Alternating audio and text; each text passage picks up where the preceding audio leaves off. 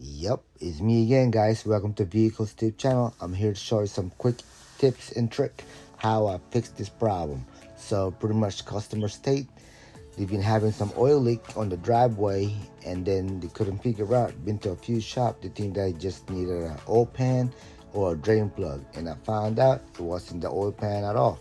It was the main seals leaking because I added an oil dye on the engine oil so I could search the oil leak, and then when I put an oil dye on it, and eventually I put my blue light, and I saw the leak.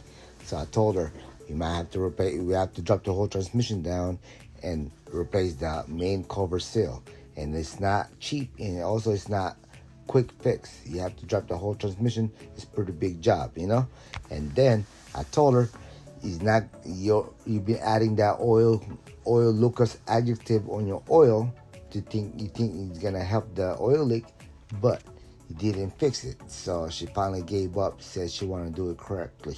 And I told her, don't feel bad and don't panic.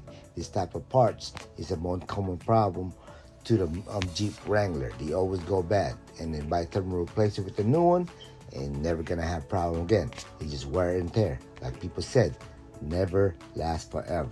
I mean, they don't go bad, they don't go bad right away. They just wear and tear. By the time you put a new aftermarket parts on it, it will last again with many years, many mileage you want. It just depends how you drive your vehicles. So if you abuse your vehicles, you try to do some red line, step on the gas like that, that's how you messed up those engine parts, So the main important things when doing the main seal cover on this type of vehicles, because it's expensive and a big job to do, you always got to do a good prepping. You make sure you prep it real well and clean the old gasket out or RTB out. And then if you don't clean it well, what's gonna happen? You have to start over again. That's why. And also it's good to get it done with a good company that has warranty. In case you leak again, you can redo it again.